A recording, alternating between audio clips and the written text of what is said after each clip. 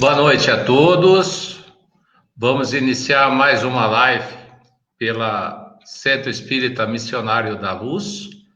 Estamos, só para orientação, estamos na página do Centro Espírita Missionário da Luz. Hoje, com nosso amigo e irmão Edson Assunção, de São Sebastião de Paraíso. Muito obrigado, Edson. Muito obrigado pela colaboração. Muito obrigado pela presença. Estamos um pouquinho distante, mas estamos sempre perto, tá? Sempre perto pelo coração. Muito obrigado. Edson, dá licença um pouquinho que nós vamos convidar a nossa amiga Andréia para fazer a oração inicial.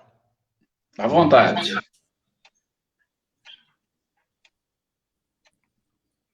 Boa noite a todos.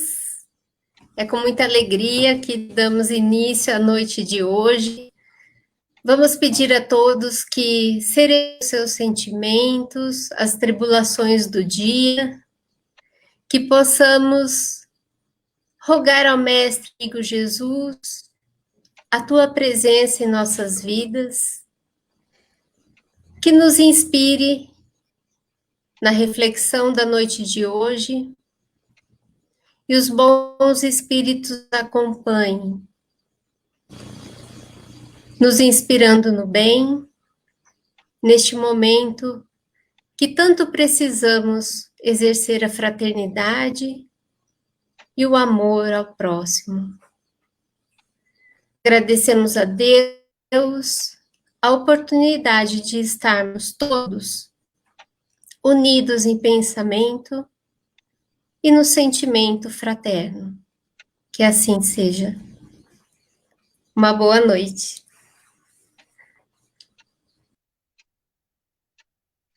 Uma boa noite. Muito obrigado, Andréia.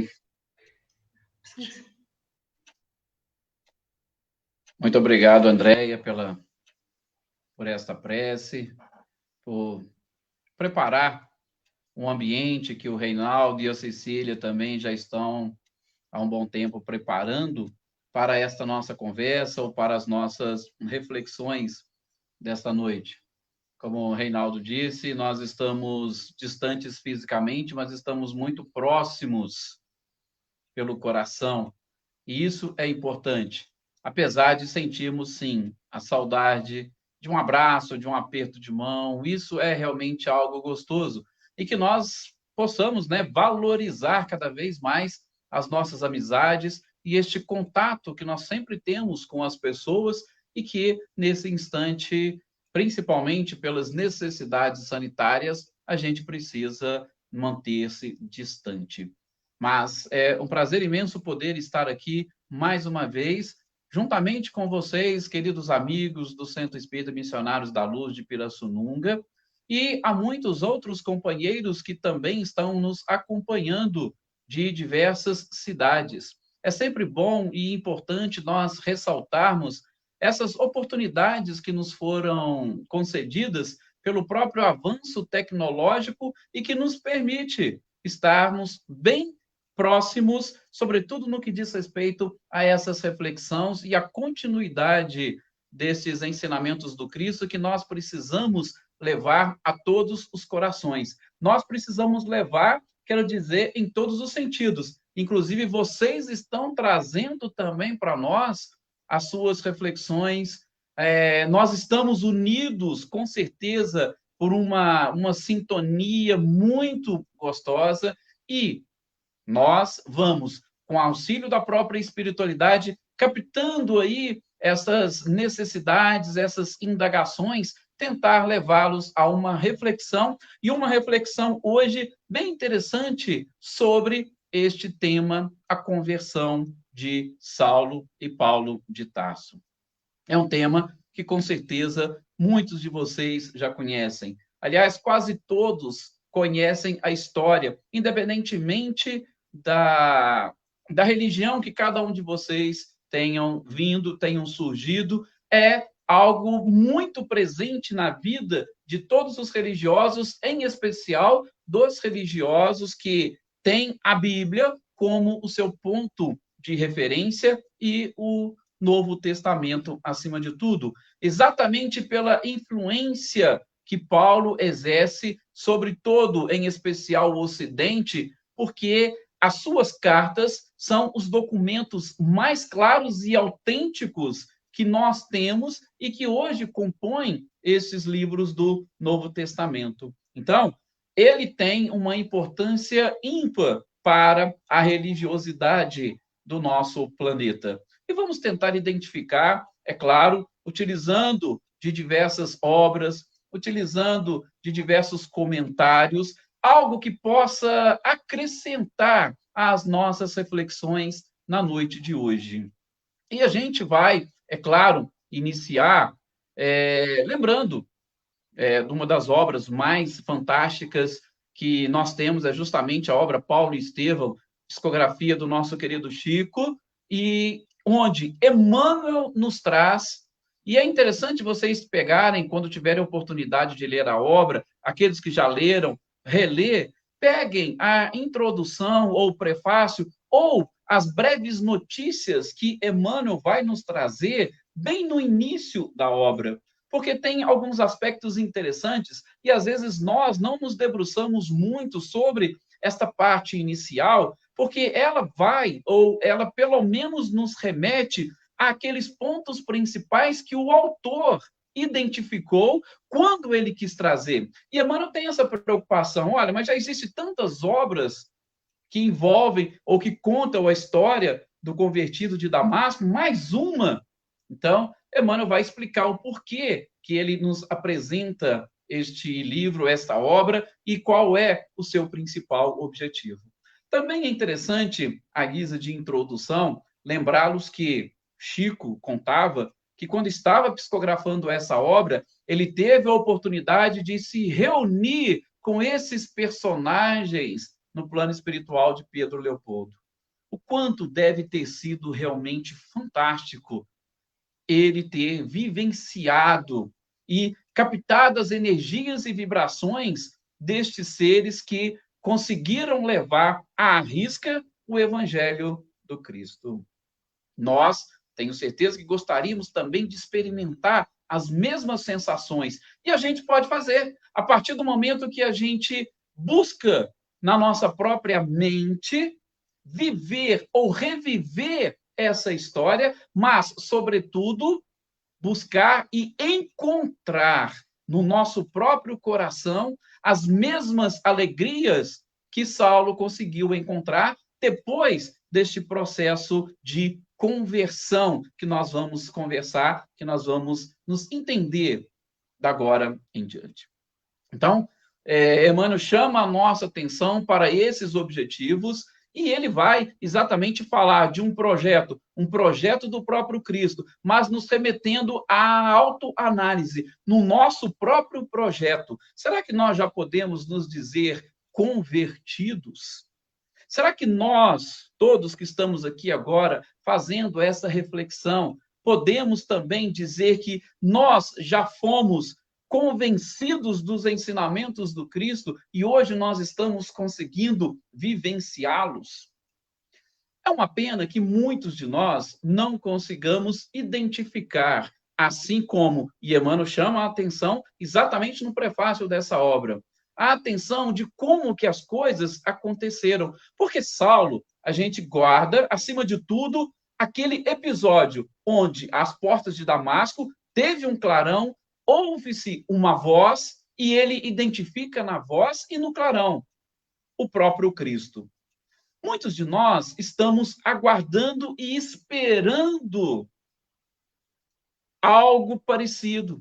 Muitos de nós estamos esperando que Jesus ou que alguém apareça para nós exatamente para nos conduzir, como diz o próprio Paulo, ao terceiro céu e nos levando em estado de êxtase, fazer com que nós sejamos outras pessoas depois desse encontro.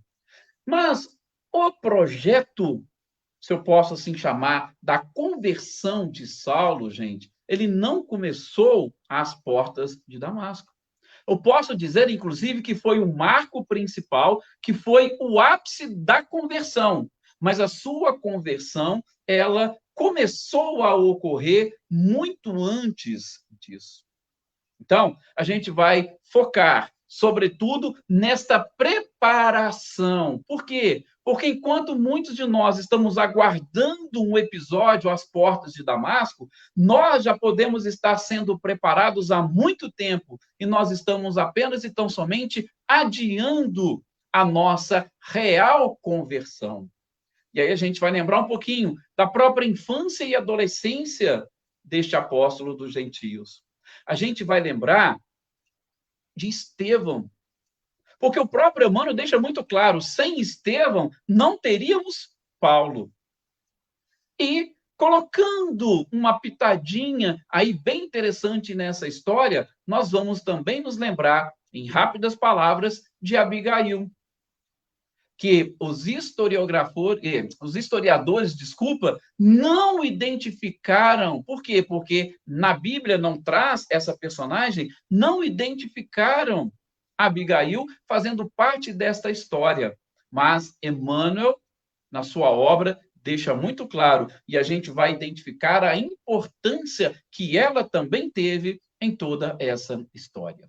Vejamos, então, inicialmente, Paulo de Tarso, a sua infância e a sua própria adolescência. Nós não podemos esquecer, e isso é de extrema importância, e lá no fim a gente vai lembrar disso, tá? Que Paulo de Tarso, ele tinha contato com as principais culturas daquela época. E quais eram as principais culturas daquela época? Era o próprio hebraico, justamente por estar no meio deste povo e justamente onde o próprio Cristo veio trazer a sua mensagem. Então, era uma cultura extremamente importante. Também, ele tinha uma influência da cultura grega, e o grego, naquela época, ele funcionava como o inglês funciona hoje. Hoje, a gente sabe que o inglês é praticamente uma língua oficial. Em vários países, se você souber falar inglês, você se vira muito bem. Então, naquela época, era o grego. E também Paulo conhecia esta cultura. Não vou entrar em detalhes exatamente por conta do local onde ele morava, não. É só para nós lembrarmos da cultura hebraica, romana, da grega e da cultura romana. Tá? Por quê? Porque ele também era cidadão romano. Então, ele conseguiu reunir as três principais culturas da época na sua infância, ou desde a sua infância. E isso foi de extrema importância para este projeto que o próprio Cristo já havia programado e preparado. E, é claro, provavelmente o próprio Paulo participou desta elaboração no plano espiritual. A gente não pode nos esquecermos desses detalhes. Então, a partir dos 12 anos, vocês imaginem, dentro de uma cultura hebraica, o que os judeus precisavam fazer? Eles precisavam estar em contato com todos os ensinamentos mosaicos. A gente sabe aquela história lá na Bíblia de Jesus, dos evangelhos, que aos 12 anos de idade, Jesus se apresentou no templo.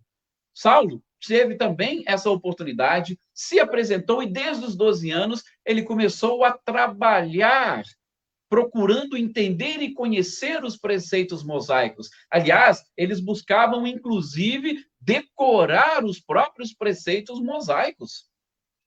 E, segundo Huberto Ruden fala, e eu achei até interessante essa colocação dele, que provavelmente desde essa época o coração de Saulo conflitava.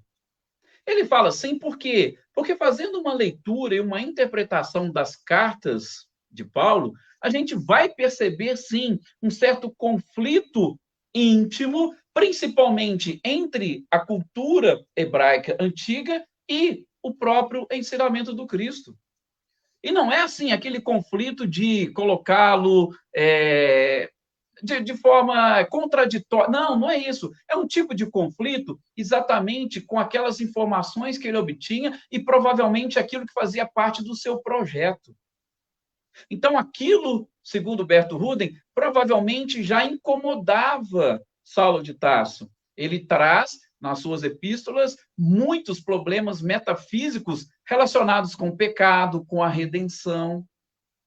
E é claro, a maioria deles, só depois, às portas de Damasco, ele conseguiu captar. E a gente percebe, abrindo um parênteses, como que essas coisas são interessantes.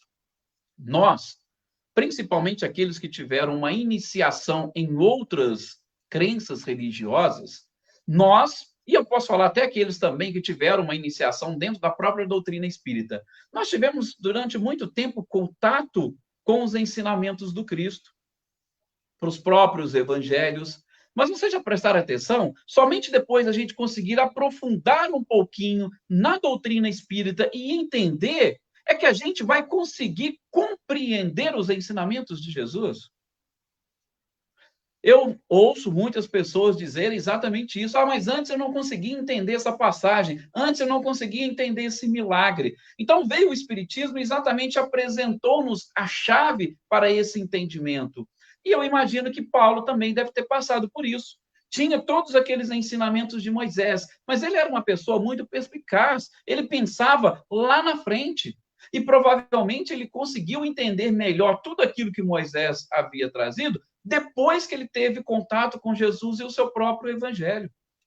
E a gente vai perceber, nós não vamos entrar nesse mérito, mas na sua própria história ou no decorrer da sua história, muitos momentos de isolamento, ele estava exatamente trabalhando esses conflitos íntimos, tudo aquilo que ele havia aprendido com aquelas lições novas. Então, o Berto Ruden fala, e eu até concordo com ele, que havia esses conflitos, e eu falo por mim porque durante também a minha infância, a minha adolescência, a própria juventude, sempre teve questionamentos que eu fazia de coisas que eu não conseguia entender. Hoje elas estão um pouco mais claras, e estando mais claras, lógico, fica muito mais fácil. Então, provavelmente, Paulo passou pelas mesmas coisas. Bom, seguindo, no tempo de Saulo, e a gente já teve a oportunidade de falar em outros encontros, existiam duas principais escolas para ensinar os ensinamentos, os preceitos mosaicos. Nós tínhamos a escola de Hilel e nós tínhamos a escola Shammai. A escola Shammai era justamente uma escola que ela detinha muito mais um rigorismo ortodoxo do que propriamente uma interpretação e um entendimento. Ao passo que a escola de Hilel já era um pouco mais, vamos assim dizer, um pouco mais tranquila, que dava margem para você, pelo menos, entender aquilo, e não apenas e tão somente seguir à risca. E nessa escola de Hilel, nós vamos encontrar Gamaliel, que foi um dos grandes orientadores de Saulo. E para a gente ter uma noção da grandeza de Gamaliel, ele chegou perante o Sinédrio e disse, gente, olha, não sei por que vocês estão muito preocupados, porque se essa obra for dos homens, não vai tardar muito tempo e ela vai ser destruída. Agora, se a obra for de Deus, aí vocês pensem bem. Por quê? Porque vocês estão querendo se opor ao próprio Deus. Isso está lá em Atos dos Apóstolos, no capítulo 5, versículos 38 e 39. Então, o mestre de Saulo, Gamaliel, ele tinha esse espírito calmo, sereno, ponderado. Inclusive, ele depois auxiliou Saulo, lá no deserto, a analisar, a refletir melhor. Segundo Emmanuel, ele deu a cópia do Evangelho de Mateus para que Saulo pudesse pesquisar e estudar, e depois dar sequência na sua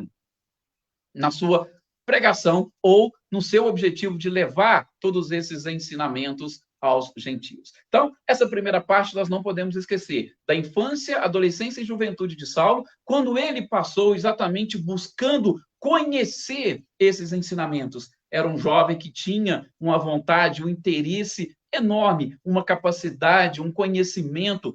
Como nós falamos, ele juntou 3 culturas principais daquela época e dominava ambas. Depois, a gente vai lembrar de Abigail. Abigail é uma figura que nós vamos encontrar apenas e tão somente na obra Paulo e Estevão de Emmanuel, que era uma pessoa que desenvolveu, podemos assim dizer, um outro lado de Saulo, o lado das emoções.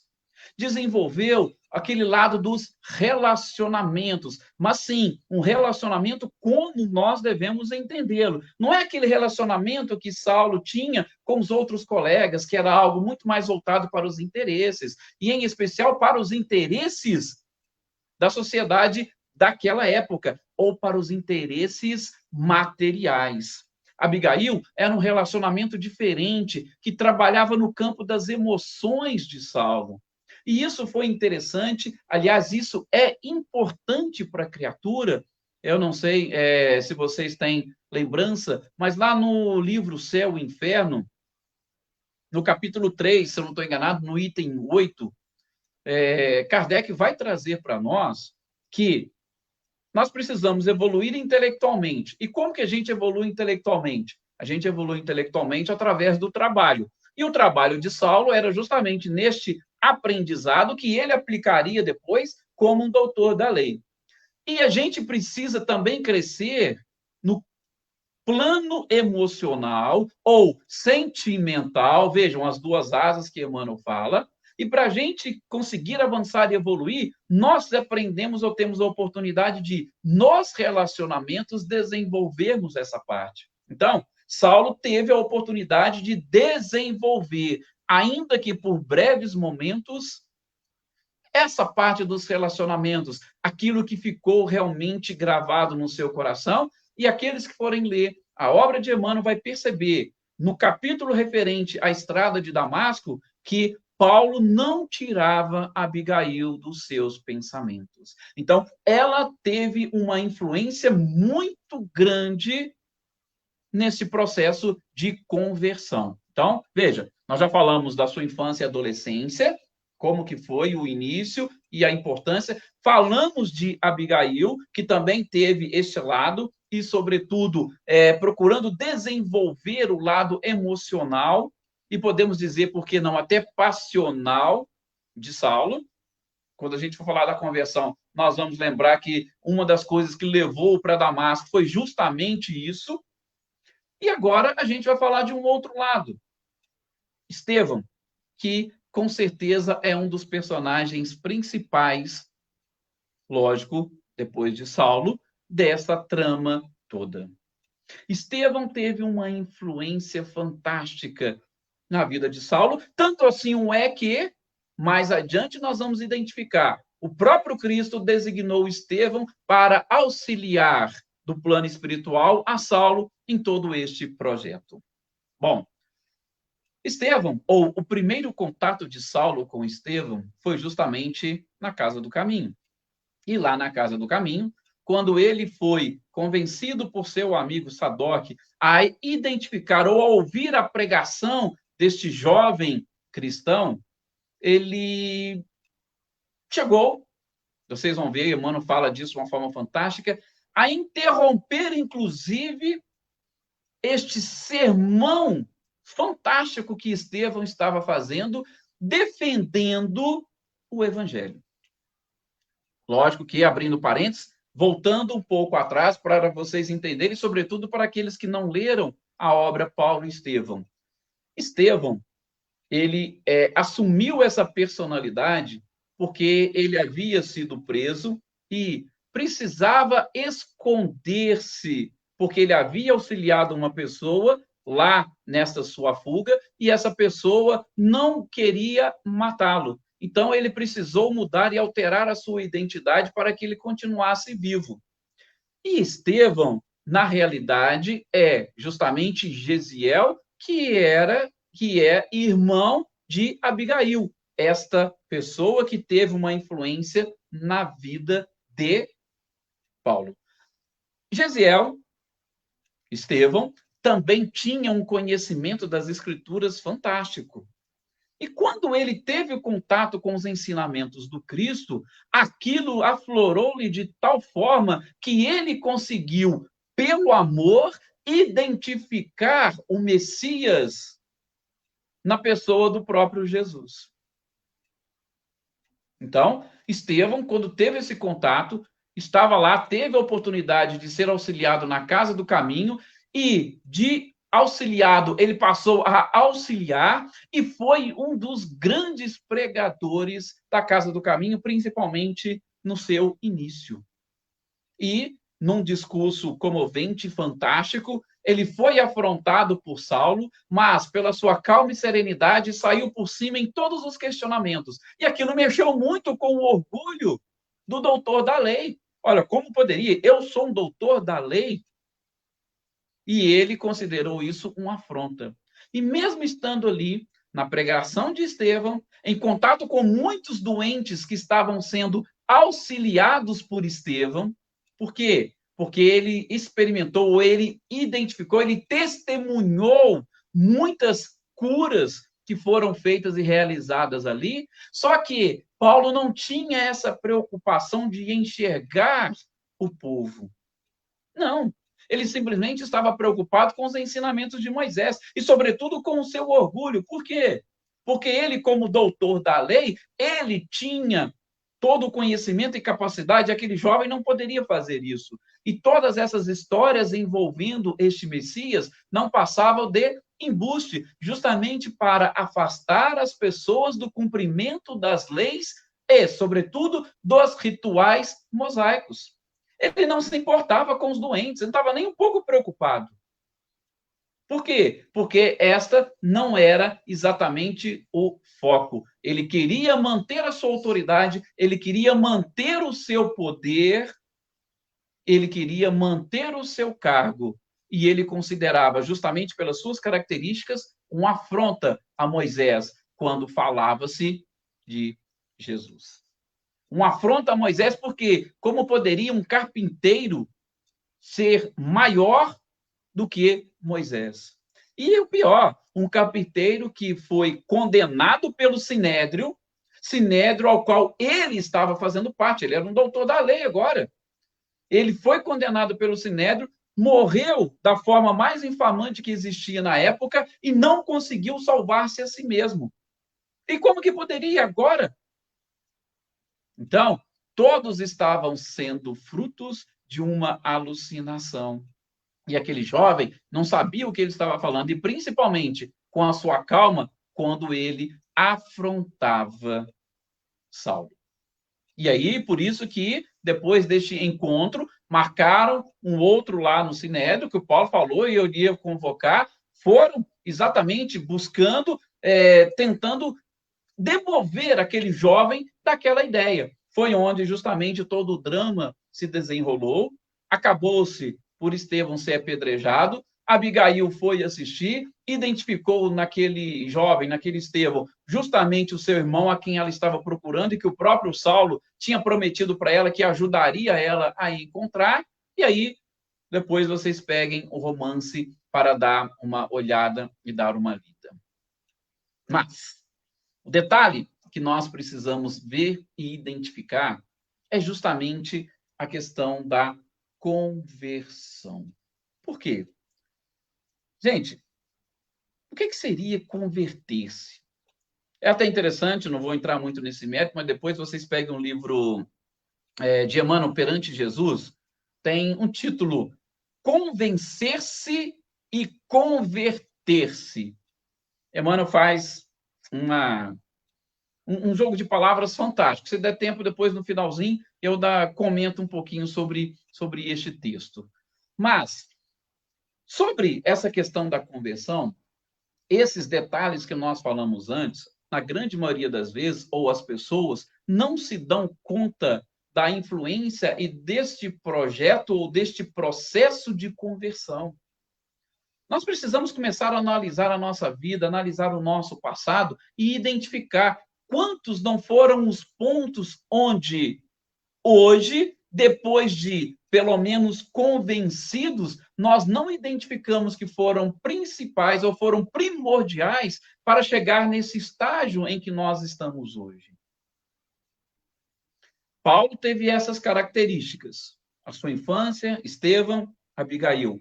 Fatos que, aparentemente, são de só menos importância, mas não são de só menos importância para afirmar o caráter de uma pessoa.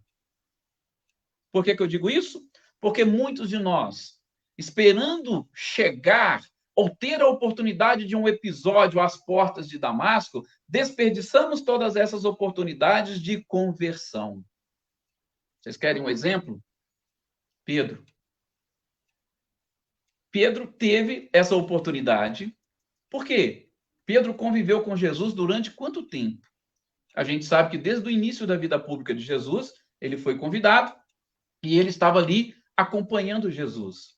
Mas se vocês pegarem, tem um trechinho do Evangelho de Lucas, lá no capítulo 22, em especial no versículo 23, e também Emmanuel vai comentar este versículo, e, de novo, não precisa falar da capacidade que Emmanuel tem de transformar simples versículos em textos de uma reflexão profunda. Ele vai pegar este capítulo 22, versículo 23 do Evangelho de Lucas, e vai transformar num texto que está lá no livro Caminho, Verdade e Vida, exatamente procurando mais uma vez nos mostrar o que significa conversão. Paulo teve esse processo. Pedro acompanhou Jesus durante toda a sua vida pública. Paulo encontrou com Jesus uma única vez e, dessa forma, espiritualmente. E lá nesse capítulo 22, quando Lucas vai tratar desse último encontro, da última ceia de Jesus com os discípulos, com os apóstolos, melhor dizendo, Jesus vira para Pedro e diz: e tu, quando te converteres, confirma teus irmãos. Olha que interessante. E Pedro até questionou, mas peraí, Jesus, eu estou contigo durante 3 anos. E você vira para mim e fala, quando eu me converter, será que você não está entendendo que até agora eu estou convertido, que eu estou contigo, que eu não estou com os fariseus, que eu não estou com os escribas, que eu não estou lá no templo, que eu estou justamente contigo? Olha a reflexão que nós estamos levando para vocês e que Emmanuel nos propõe. E tu, Pedro, quando te converteres, confirma teus irmãos. Vem a questão, nós estamos convertidos? Se Pedro, caminhando com Jesus durante 3 anos, Jesus falou que ele ainda não tinha sido convertido, imagine nós.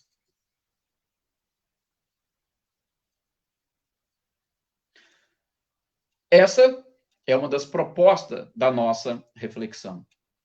E Emmanuel vai dizer nesse texto, no livro Caminho, Verdade e Vida, que Pedro somente experimentaria a conversão depois de muitos sacrifícios, depois de entender e captar realmente a verdadeira mensagem do Cristo, que até aquele momento ele não tinha captado. Tanto assim é que o próprio Jesus depois falou, olha, antes que o galo cante, você vai me negar 3 vezes.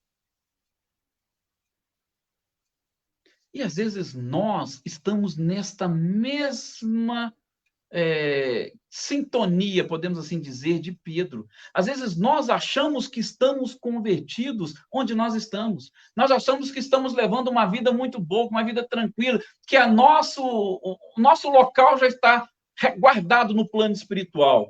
A gente se equivoca, como o irmão Jacó, lá no livro Voltei, Psicografia do Chico, também fantástico. Às vezes, por fazer algumas coisas, nós nos sentimos convertidos. Não, aquele que não está é aquele que não tem nada a ver, é aquele que está fora, é aquele que pratica crimes. Mas eu estou convertido por quê? Porque eu sigo. Olha, eu participo, agora está fácil, né? Eu participo de não sei quantas lives por semana. Mas a questão não é essa, da própria conversão. A questão da conversão é justamente nós encararmos. Por quê? Gente, vocês acabaram de ouvir quando eu falei de Estevão. Por que Pedro não estava lá pregando? Por que os outros apóstolos não? Foi Estevão que estava ali pregando. E a gente vai perceber que Pedro tinha uma certa dificuldade, sim, de levar, ou pelo menos de conduzir os próprios apóstolos. A gente viu o quanto ele ficou em dúvida quando foi confrontado Paulo e Tiago. A gente deve fazer isso, não deve fazer aquilo. Lógico que Pedro depois ele veio sob inspiração, ele acabou que tranquilizando. Não, gente, calma, ponderando a situação. Mas Pedro não tinha essa paixão ardente que Paulo tinha. Por isso, ele teve mais dificuldades nesse processo de conversão. Mesmo durante 3 anos com Jesus, Jesus falou, olha, quando te converteres, aí confirme os teus irmãos na fé. Aí você deu testemunho. E quanto tempo depois Pedro foi dar testemunho? A gente sabe que somente depois da morte do próprio Cristo. Então, essa paixão interna que principalmente Paulo desenvolveu, ela é ou torna-se interessante exatamente para nós conseguirmos entender o que foi todo este processo e, sobretudo, de nós conseguirmos entender o episódio das portas de Damasco. Paulo já estava no ápice, se podemos assim dizer, do ponto de vista material, de tudo aquilo que um jovem poderia ansiar. Ele era um doutor da lei. Para aquele povo, ele era, ou ele estava no máximo, no topo da carreira. Ele não precisava aspirar mais nada. Só que quando ele está às portas de Damasco, aí sim, ele cai por terra, assim como também desmorona todo aquele castelo que ele montou em cima daquelas culturas e, sobretudo, da cultura hebraica, colocando sempre Moisés no topo e os seus próprios preceitos. É interessante como Emmanuel fala que naqueles momentos, inclusive quando ele sai, quando a sua querida Abigail desencarna, ele continua culpando, por quê? Porque não saiu da sua mente, desde aquele momento, do primeiro discurso que ele acompanhou de Estevão, não saiu da sua mente a figura de Estevão e a figura do próprio Cristo, mesmo sem conhecê-lo. E quando teve contato com a morte de Abigail, da mesma forma, ele não conseguiu tirar da sua mente, da sua memória, aqueles personagens. Indo para Damasco, gente, o que ele foi fazer em Damasco? Ele foi justamente em busca de Ananias. Por quê? Porque ele ficou sabendo que Ananias foi um dos responsáveis pela conversão de Abigail. Olha de novo a importância dessa personagem. Ele, com a sua paixão, aí é paixão mesmo, aquela paixão que Kardec vai falar para nós lá no capítulo 3, no item 10 do livro A Gênese. Aquela paixão que vem exatamente de uma falsa interpretação da lei de conservação, que, claro, sobressai ainda mais o nosso orgulho e o próprio egoísmo. Então, esta paixão é que fez com que Saulo desenvolvesse essa vontade tremenda de ir a Damasco em busca de Ananias. E vocês acham que ele estava preocupado com Ananias? Não, ele estava preocupado consigo. Ele queria destruir aquele que, segundo ele, teria destruído os seus próprios sonhos de juventude. E aí a gente pode dizer, foi uma mistura bombástica. A razão que ele tinha, que ele desenvolvia pelo seu conhecimento, pela sua capacidade, pela interpretação que ele tinha dos próprios conhecimentos judaicos, com a emoção. E uma emoção ou uma paixão ferida. Esta foi justamente a mistura que fez com que, com seu discurso persuasivo, convencesse o Sinédrio a lhe dar uma carta branca para que ele pudesse continuar naquele processo de busca, perseguição, prisão e, se for o caso, até morte dos seguidores de Cristo. Tudo isso o estava incomodando. Que carpinteiro é esse que acabou com a minha vida? Emmanuel fala que ele foi pensando isso a caminho de Damasco. Gente, aquele jovem com aquele discurso, inclusive me desafiando, falando desse carpinteiro. Depois vem Abigail, que infelizmente tive esse azar de Estevão ser justamente seu irmão, e depois eu venho procurá-la e ela ficou convertida e ela acabou morrendo. Veja, tudo isso foi entrando na mente dele. Foi o que deu que fez essa mistura fantástica para que acontecesse justamente este fenômeno às portas de Damasco. Então, a conversão, ela não foi, ou ela não aconteceu exclusivamente nesse ponto. Ela já veio sendo trabalhada, como diz Emmanuel, em diversos pontos, aparentemente sem importância na vida dele. Assim como nós gostaríamos que cada um de vocês começasse a analisar todos os pontos importantes que vocês tiveram durante a sua vida, para que vocês também chegassem a um momento, ou para que cheguem a um momento da conversão, não esperando um milagre ou uma aparição, tá? Mas, acima de tudo, procurando identificar nestes pontos algumas das suas características principais, porque Jesus pegou exatamente esta paixão deste jovem, todo o conhecimento que ele tinha, para utilizar a serviço do Evangelho. Vocês acham que o Cristo quer de nós algo que nós não somos? Peguem, por exemplo, os apóstolos. Qual é a característica de cada um dos apóstolos? Jesus explorou, Jesus pegou cada um dos apóstolos e trouxe, sabendo e conhecendo as suas características.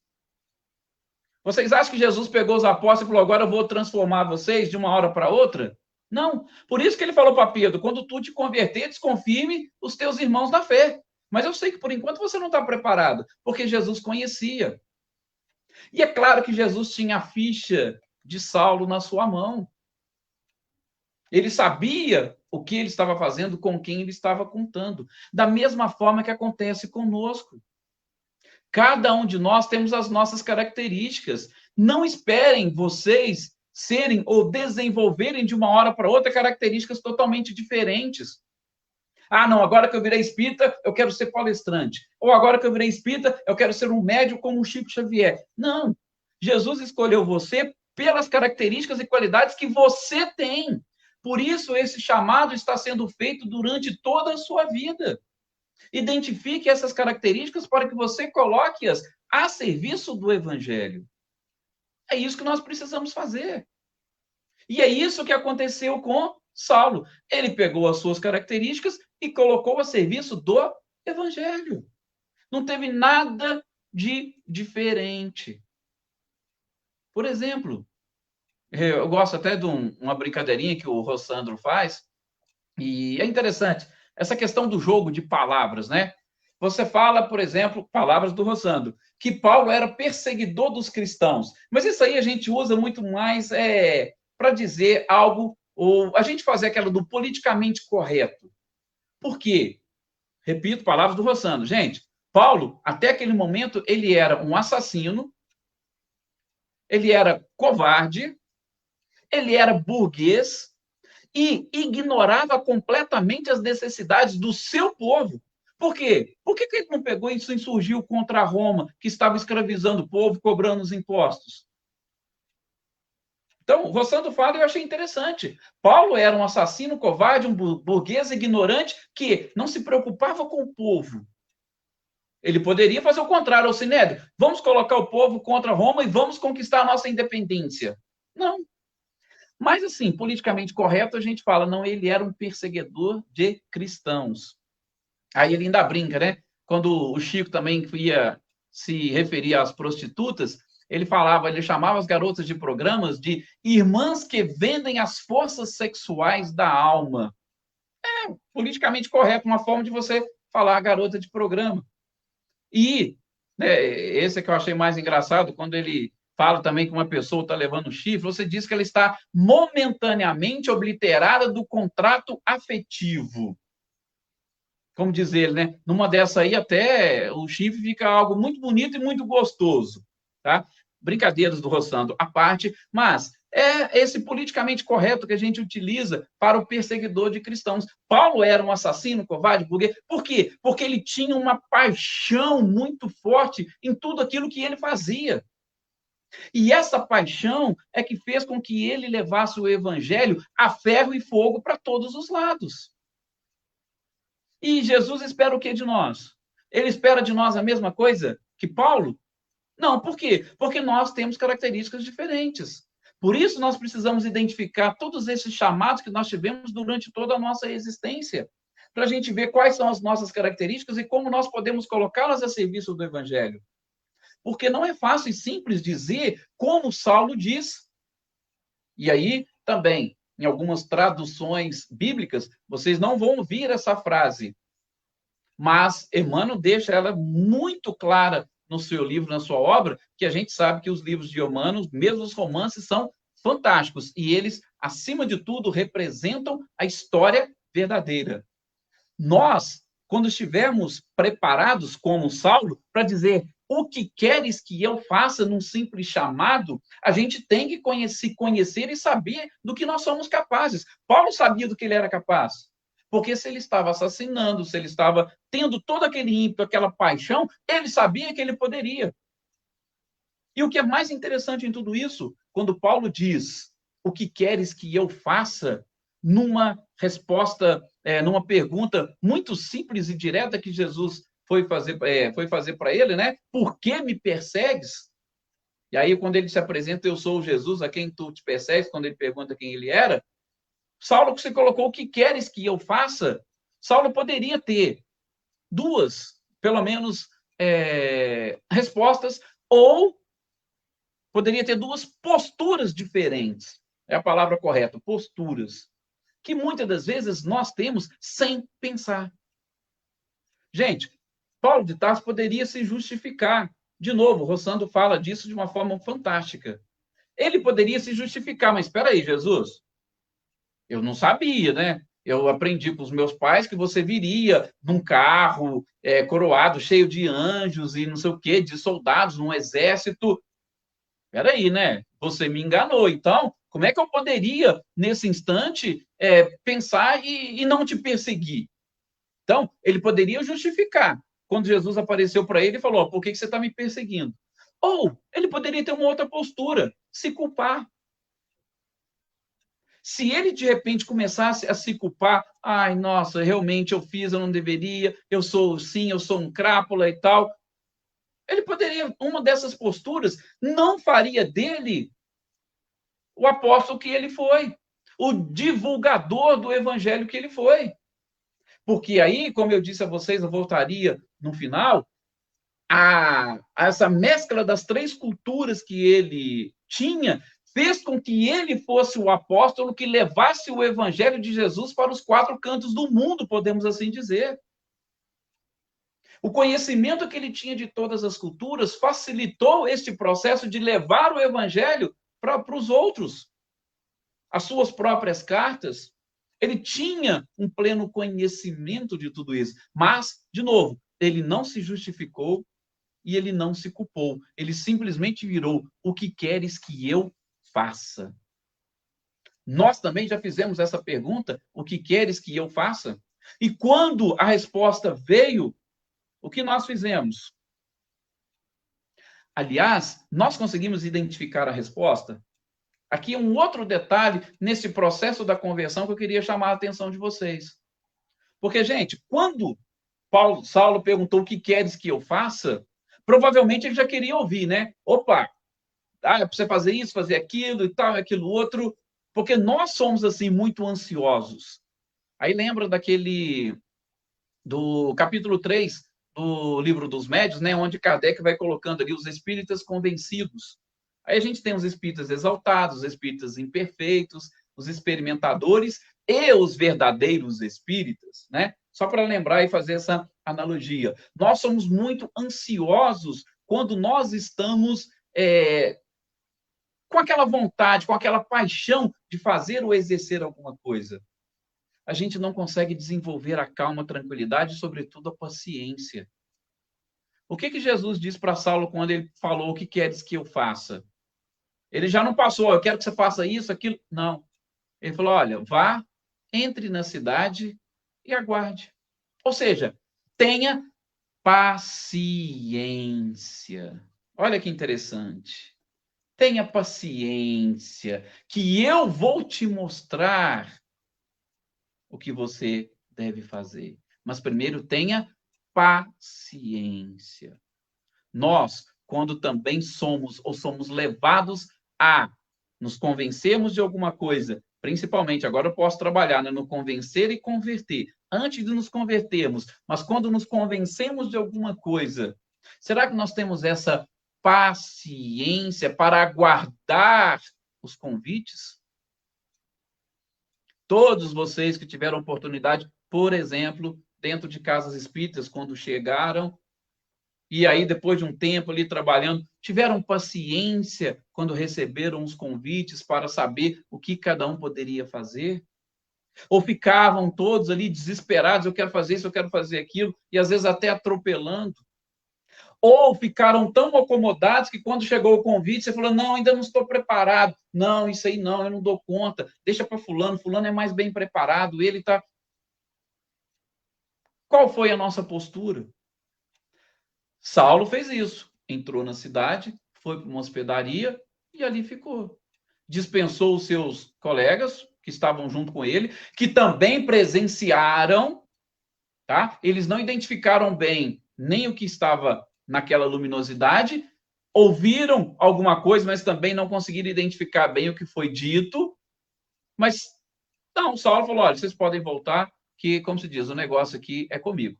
O problema é comigo. Ele ficou cego. Foram 3 dias de muitas reflexões. Veja, e tudo ele foi tendo o quê? Paciência. Nesse primeiro momento, ele teve paciência, ele teve que aguardar, não tinha o que fazer.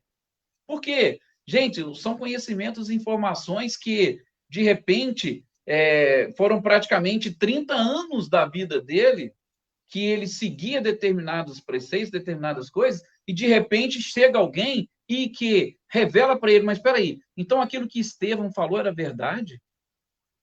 Esse carpinteiro, ele ressuscitou realmente? Ah, então aquilo que Abigail estava falando e tal, e principalmente o motivo da sua morte, é por ele? Então ele está vivo? Não, mas espera aí, que coisa mais louca. Então ele ficou 3 dias ali aguardando pacientemente o que poderia ser feito, o que Ananias levaria até ele. E será que nós temos sempre essa paciência?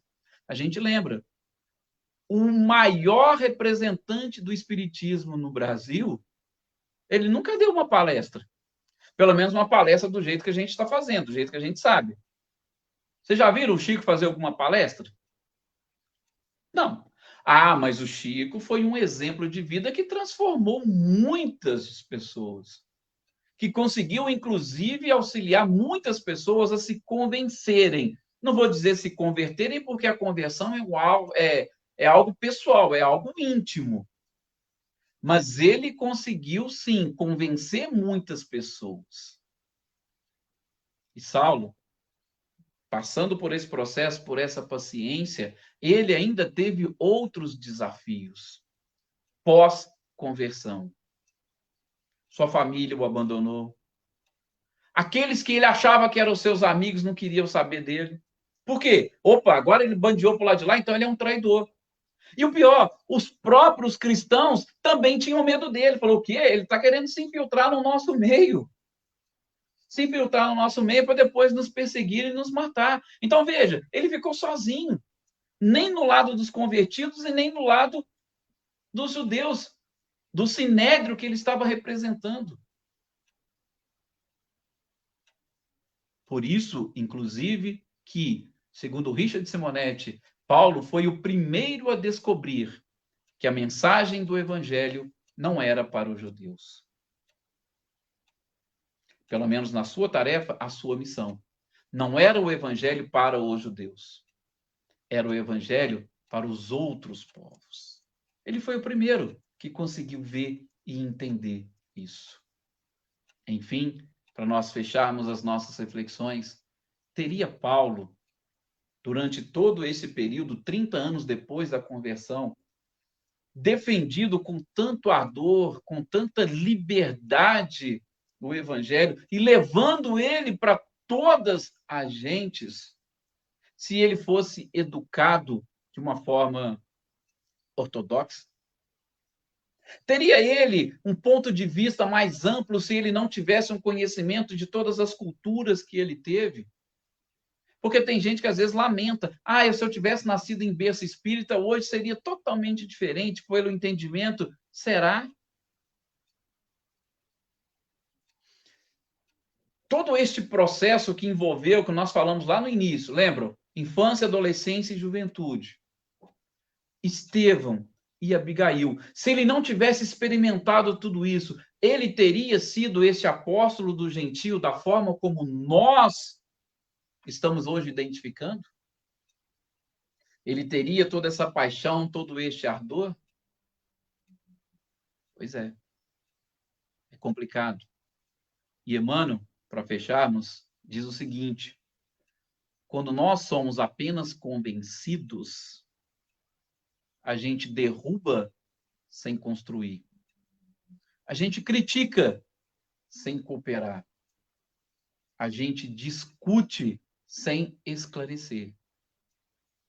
E nós exigimos sem auxiliar. Se nós temos algumas dessas posturas, não vou falar todas, só essas, nós estamos apenas convencidos e ainda não fomos convertidos. De novo, derrubamos sem construir, criticamos sem cooperar, discutimos sem esclarecer ou exigimos sem auxiliar. 4 condutas. Se nós temos, nós estamos apenas convencidos e ainda não convertidos. E quando, como Cristo diz a Pedro, vamos também dizer a nós mesmos: quando nós estivermos convertidos, confirmemos os nossos irmãos na fé.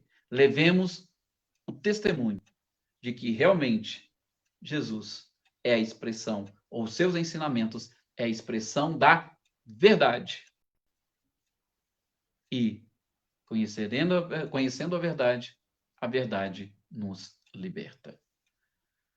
Agradeço a todos vocês por essa oportunidade e o pessoal pediu para que eu já fizesse a prece de despedida. Encerramento não, despedida. Nós não vamos encerrar nada, porque a gente vai continuar com essas reflexões no decorrer da noite, por que não? Aproveitemos essa oportunidade. Mas como prece de despedida, assim como a Andréia fez, que nós possamos voltar para dentro de nós. Se possível, feche os seus olhos por alguns breves minutos e tente visualizar na sua mente este episódio de Saulo às portas de Damasco, caindo por terra e deixando também cair e ruir todo este arcabouço de paixões, emoções e sensações que apenas nos destrói e que não nos leva a construir o prédio da nossa própria evolução. Que nós visualizemos a imagem do próprio Cristo que, aparecendo a Saulo, oportunizou o levantar. Caímos quando identificamos os nossos erros e levantamos com esta proposta e promessa do Cristo, assim como lhe fez a Saulo, de que o reino dos céus precisa ser instalado no coração de todas as criaturas. E como seres cada vez mais despertos, cada vez mais conscientes, façamos como nos diz e orienta Joana de Ângeles. O ser consciente não se justifica e nem se culpa. Ele se transforma. Por isso, reconhece-se o verdadeiro espírita, assim como o verdadeiro cristão, pela sua transformação moral e pelos esforços que ele faz para domar as suas más inclinações. Muita paz a todos vocês. Tenham uma excelente noite. E, se possível, se permitido, que nos encontremos depois em desdobramento, para continuarmos essa nossa conversa, esse nosso bate-papo. Claro, não comigo, mas com espíritos muito mais preparados para esses esclarecimentos. Muito obrigado, Edson. Eu ficaria mais tempo ouvindo você falar dessa história. Excelente explanação. Como a Andréia mesmo colocou aqui, uma perfeita reflexão. Gratidão plena. Eu acho que nós temos essa participação hoje aqui na face da Terra. Realmente, esse 4 pontos que você colocou aí, eu acho que eu enquadrei nos 4, não foi nenhum só, não. O inverso completamente. Eu falei assim, então eu tenho muito que caminhar ainda. Acho que nós temos... O nosso caminho ainda é longo. E realmente nós temos muito que fazer. Muito obrigado, Edson. Belíssima palavra. Muito boa reflexão. E estamos aí realmente para aprender. Muito obrigado. Eu que agradeço sempre. Muito obrigado a todos os participantes que estiveram junto com nós, que abriram outras salas de reflexões também em conjunto. E muito obrigado a todos que participaram junto com nós. E até a próxima segunda-feira, nesse mesmo horário, às 20 horas. Muito obrigado.